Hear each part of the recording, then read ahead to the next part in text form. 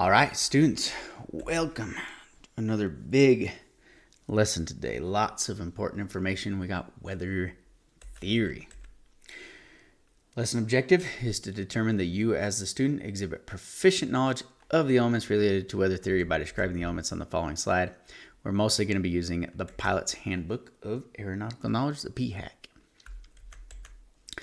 Today we're going to talk about the atmosphere, global circulation patterns, Coriolis force, standard pressure and temperature, wind and currents, atmospheric stability, clouds and fog, air masses and fronts, thunderstorms, and hazards. If it has to do with anything weather-related in flight, we're going to be talking about it in this lesson. Again, like I said before, tons of stuff in this lesson. It's going to be a little bit longer, but a lot of things in this lesson will be asked to you on both your check rides, your stage checks, and your written test. A lot of information you want to really understand and have memorized. 90 minutes probably between getting this video done and then passing that quiz back on wifiCFI.com afterwards. Let's jump in. Weather is an important factor that influences aircraft performance, if you didn't know that already, and flying safely. It is the state of the atmosphere at a given time and place with respect to many variables, and those are the variables that we're going to talk about in this lesson. Starting with the atmosphere, it is a blanket of air made up of a mixture of gases that surrounds the Earth. This big air mixed with a bunch of different gases goes around the whole Earth. It reaches many miles up from the surface, and the gas mixture is in constant motion. This is what our atmosphere is composed of. We got 78% nitrogen, so mostly nitrogen, 21% oxygen, and everything else, all the other trace gases are 1%. Argon, carbon dioxide, and the other ones. Now, does that seem like the most important thing in the world? To a pilot, I would say no, probably not. But for whatever reason, the FAA really likes to ask about the composition of the atmosphere. So I would memorize those numbers. Nitrogen, 78%, oxygen, 21%, and 1% other trace gases. I'd have those memorized. I guarantee you'll run into a question like that on one of your written exams at some point. Layers of the atmosphere. Let's talk about these. The atmosphere is composed of several different layers, each with their own characteristics. You got, like you see on the right here, troposphere, stratosphere, mesosphere, thermosphere, exosphere. I think there's even other ones too. Troposphere, it's about 0 to 7 miles up. It's where we live. It's where you're going to do the majority, if not all of your flying as well. The stratosphere, 7 to 31 miles. It's kind of a stable layer of air. The mesosphere is even higher. This is where meteors would kind of burn up. And the thermosphere, 50 to 440 miles. And that is very, very high. The thermosphere. The other ones we're not really going to talk about that much. If you want to know more about the stratosphere and the mesosphere and the thermosphere, you can go look those things up. But the majority, if not all of your life, is going to be spent in probably the troposphere. All right? And that's where we're going to do the majority of our flying as well. So that's the one we're going to talk about and spend time on. Troposphere, it is the first layer of the atmosphere. It's 4 to 12 miles over the northern and southern poles. So that's about how far out it goes. It's approximately 48,000 feet, high over the equator. And the majority of clouds, storm, and temperature variations occur in this layer of the atmosphere. In the troposphere, the temperature lapse rate is about 2 degrees Celsius per 1,000 feet of altitude gain. Every 1,000 feet you go up, the temperature should decrease about 2 degrees Celsius. Is it exact? No, it's approximate. And as you'll see as we go throughout this lesson, there are things that can change that, where you can actually go up in temperature as you go up in altitude. But for the most part, you know you're in the troposphere because temperature will be decreasing to 2 degrees Celsius per 1,000 feet. At the top of the troposphere, we have a place called the tropopause. Now, the altitude of the tropopause will vary with different seasons of the year. It's not always the same altitude. All right. But it's used to determine the location of the jet stream and clear air turbulence. So it is important. All right. Temperature remains fairly constant with variations in altitude when you're in the tropopause. You can think of it like you put a pause on the temperature variation. Once you get up into this altitude, even if whether you're climbing or descending, the temperature is going to remain almost the same. It's going to stay fairly constant regardless of your altitude. And then hey, we're at the tropopause. Again, this is where a lot of jet stream activity takes place, a lot of clear air turbulence. So a lot of commercial airliners would like to get up here to get into these jet streams, right? And hopefully get tailwinds and get to their destinations faster and save on fuel and all that other kind of stuff. But again, that's more out of the scope of this lesson. That's more for airline transport type stuff and jet stuff. Circulation patterns is what we need to talk about. How this works is kind of like this. You see this picture here. All right. So warm air rises around the equator and the molecules spread apart. That's what happens, right? The equator is warmer, so the air here is warm. The molecules spread apart. As the air expands, it becomes less dense and lighter than the surrounding air. So as you heat it up and it expands, it will rise off the surface of the earth. As the air cools, the molecules pack them more closely together, becoming heavier and denser than warm air. So again, like at the poles, right? It's it's cooler. It's obviously much cooler than the equator. And so you get this kind of flow where it rises, flows towards the poles, cools down, gets dense, sinks back towards the earth, and flows back towards the equator, like so. That's a very general circulation pattern. That's just kind of like the idea of circulation patterns. All right. What actually happens is they break up into smaller cells like we're going to see here. And this is where we're going to kind of start to get into Coriolis force. So the circulation of the earth and this circulation of wind, of air, rising when it gets heated and condensing and falling or descending when it gets colder, breaks it up into these three cells. You can see we got a cell here, and a cell here. All right.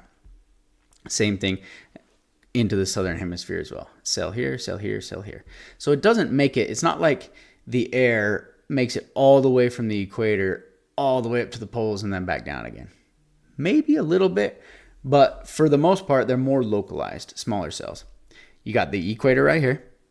This air is getting hot. It's rising. And then once it gets to about this, about 30 degrees latitude is when it cools off enough that it sinks and flows back. And it goes like this. All right. Same thing from 30 to 60. What's happening here is, as you can see, it's actually an exact opposite flow. The reason for that is because when this air right here comes down, when this air kind of condenses right here and comes down, sinks back towards the earth, this air that it's next to gets pulled down with it and it flows out this direction. So it gets pulled down by this one because there's not as much temperature variation in here. So this one gets pulled right here. This gray arrow gets pulled down by this gray arrow. And that's because of that descending air right there. Now, we come up to the polar, same thing. It's really cold up here, so it's going to descend, come back, heat up, and come up, and we get this little cell right here. Well, just the opposite's happening right here as well. This air that's rising off the earth is pulling this air in the middle section with it. And that's why we have a reverse flow here in the 30 to 60 degrees of latitude. It's not going the same way. And then you get all these names, right?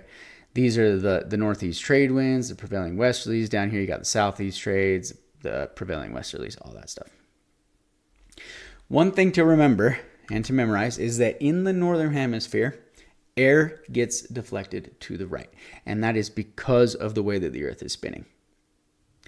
The earth is not sitting here still, so the air isn't going straight up and down. Because of the spinning of the earth, it causes air to get deflected to the right in the northern hemisphere and to the left in the southern hemisphere. Right deflection, left deflection. Okay. If we back this up, that means the air is flowing down this way. See, here's the flow at the surface. The spinning of the earth causes it to deflect to the right. So if you were basically pretend like you're driving down or you're flying down this direction and you're getting bent to the right. That's why we've got these northeast trade winds. All right, still in the northern hemisphere, but now the air is flowing from south to north. So it's flowing up. And you can see we get these prevailing westerlies because it goes up and gets deflected to the right. And that's where we get these prevailing westerlies right here. Then at the very, very top, again, just the opposite. Air is flowing from north to south and getting deflected to the right. And you get the polar easterlies. In the southern hemisphere, it's just the opposite. Air is getting deflected to the left. Air is flowing this way, and then look, boom, it's getting bent to the left. And so this is where all these winds are coming from. Coriolis force also has kind of a secondary effect on airflow, air circulation patterns. It affects the airflow within 2,000 feet of the surface. Again, Coriolis force, we're talking about the spinning of the earth, okay? The friction of the earth tends to slow moving air as it gets closer to the surface. Again, within about that 2,000 feet, and it diverts it from its original path. Hence, the wind direction and velocity a few thousand feet above the surface will probably vary from whatever you're seeing on the surface. And that is because of the friction of the earth. It slows that air down, so it's not quite as fast, and it diverts it from its original path. So it's not always blowing the same direction. And you'll probably notice that when you start flying if you haven't noticed it already. But once you get up to altitude, you'll realize that, once you're more than 2,000 feet above the surface or so, you get up to that altitude, you'll realize that the wind was much different from what it was on the ground, typically. I mean, obviously, if wind's calm, then wind's calm. So, okay, now we need to jump into some standards that have been established for basically the atmosphere. Standards that have been established that we basically have a starting point for in creating calculations for performance for our aircraft. And it's standard temperature and pressure. So ISA stands for the International Standard Atmosphere. And it's been established, like I just said, to provide a common starting reference point. So we're all starting from the same reference point when we're doing these mathematical calculations for performance. First is standard pressure at sea level. We're going to say that's 29.92. That's it, standard pressure at sea level. And typically, pressure decreases about 1 inch per 1,000 feet of altitude gain. We're going to give some examples of this in just a second. Standard temperature at sea level is 15 degrees Celsius. And as we've already talked about, in the troposphere where we live, temperature decreases about 2 degrees Celsius per 1,000 feet of altitude gain. All right, these are the two numbers you want to memorize. 299 or 2, that's standard pressure at sea level. Standard temperature at sea level, 15 degrees Celsius. Now, are we saying it's always going to be 299 or 2 at sea level? Are we saying it's always 15 degrees Celsius at sea level? No, not at all. And obviously, temperature and pressure always change. We're not even saying it's most of the time it's 299 or 2, or most of the time it's 15 degrees Celsius. We're not saying that either. All we're saying is that in order to do these calculations for performance, we had to have some sort of starting point. And everybody just got together and they agreed, all right, we're going to start with 299 or 2. That's going to be standard and 15 degrees Celsius. Who knows how that came about? Maybe they decided, hey, we need this standard. They walked out at sea level that day, and that's what it was that day. And they said, hey, let's just run with it. So here we go. That's what it is. All right. The next thing that we're going to kind of talk about here is how these decrease with gaining altitude, right? So I'll get rid of my face. At sea level, again, standard pressure 299 or 2, standard temperature 15. And since these decrease with altitude, we basically have a different standard pressure and a different standard temperature for each altitude as we climb up higher in the atmosphere. If we go up 1,000 feet, the new standard pressure goes down by 1 inch, right? So minus 1 inch. Standard pressure would be 2892. Temperature would be 13 degrees Celsius because we minus 2 from that as we go up per 1,000 feet. So what would it be at 2,000 feet MSL? Standard pressure goes down 1 inch, so now we're at 2792. Temperature goes down 2 degrees Celsius, we're at 11. And so on and so forth up the chain. What you're going to see with this especially when we get to our performance and limitations lessons and we start to run through the aircraft performance charts and whatnot, is you're going to see they have basically different categories. So they'll say, because the book doesn't know what altitude you're flying at, right? So if you're trying to calculate your climb performance or something, it'll say, are you at standard temperature and pressure, or are you above it, or are you below it? And then you would just have to know, all right, we're flying along at 3,000 feet today. So standard pressure should be 2692 and standard temperature should be 9 degrees Celsius. And then you can actually go outside and see what the real temperature and pressure are and decide if you're above or below the standard, and then you pick the correct column of the chart and run your numbers based on that. All right. Again, we just had to have a starting point, so that's what it is, and that's what you're going to memorize. Basically, all the information on this slide is memorizable, and you will be asked this so many times throughout your flight training and your testing. 299 or 2, 15 degrees Celsius. Pressure decreases about 1 inch per 1,000 feet. Temperature decreases about 2 degrees Celsius per 1,000 feet. Have everything I just said memorized and never forget it. Again, actual conditions will vary. We've already talked about that. We beat that horse dead. Moving on, more wind and currents type stuff. In the Northern Hemisphere, well, in the whole world, you know that we have both high and low pressure weather systems. All right, you can either have a high pressure system or a low pressure system. In the Northern Hemisphere, let's talk about how the high and low pressure, how air flows around these different currents.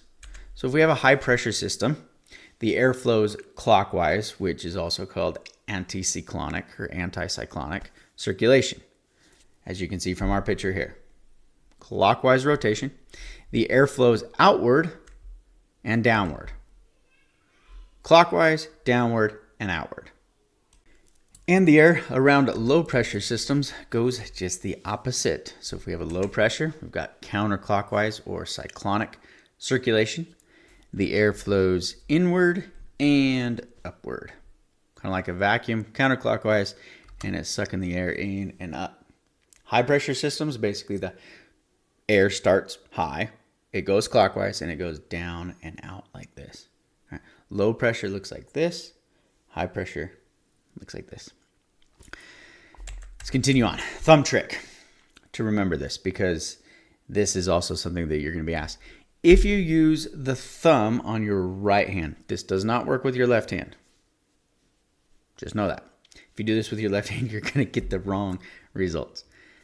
But if you want to use your right hand, use your thumb, give yourself a thumbs up or a thumbs down. That's what we're going to do here. For a high pressure system, we're going to do a thumbs down. Because your thumb points down, right? And that's how air flows in a high pressure system. The air flows down. And if you look at your fingers, look down at your fingers, they're rotating clockwise. So for a high pressure system, thumbs down, and you remember air flows downward, outward, and clockwise. For a low pressure system, it's just the opposite.